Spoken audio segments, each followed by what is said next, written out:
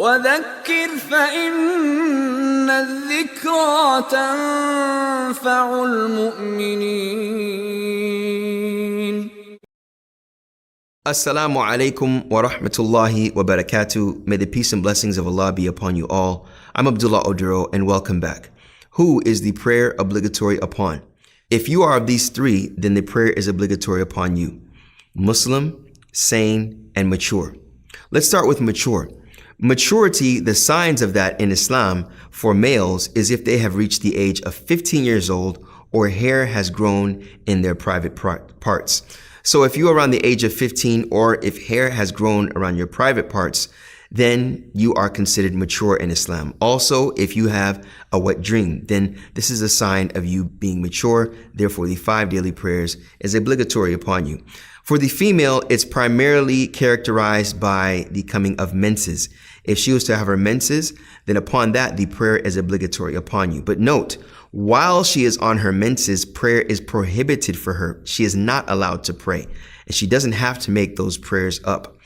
Now, the sane individual is that person who is characterized as sane, being that they are not someone that is legally insane or what would be called as crazy, but they are someone that is insane, to where when you speak to them, they may not be able to distinguish what you're saying or may give an answer that is not that which is normative, preferably that to be confirmed by a psychologist and a physician.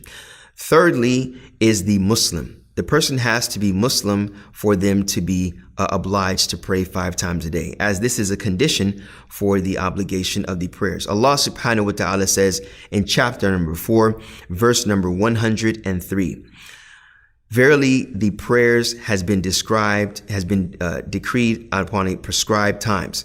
So the salat has been prescribed upon Muslims at a decreed time frames. As we see, the prayers are 5 and they are throughout the span of a day. So it's important for us to understand that Allah says in this verse that verily the salat upon the believers is at prescribed times. So it's for the believers, the ones that believe in Allah, because they're going to be praying to Him and to no one else.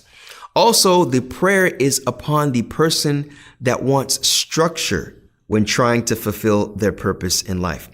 As we know, the prayer automatically, as you can see, it gives you a form of discipline, being that you should stop what you're doing and pray when the time comes in, preferably, or within that time span, but definitely within that time span.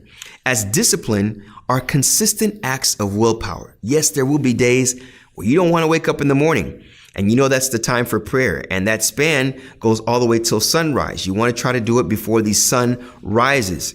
That takes discipline. That takes consistent acts of making the right choices, which is willpower. So consistently working on that willpower brings you a form of discipline, prioritization in your life. You know what's important and you're acting on that to the best of your ability. And in return, you receive reward from Allah the Exalted.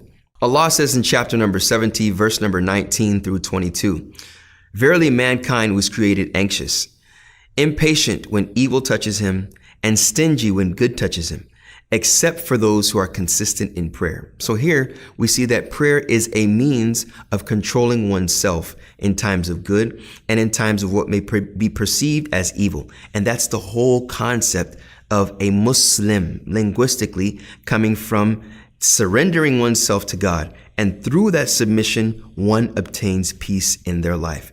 And one of the strongest signs of a peaceful person is that they are consistent in their prayer. That's how we condition our soul, and that's how we become disciplined individuals.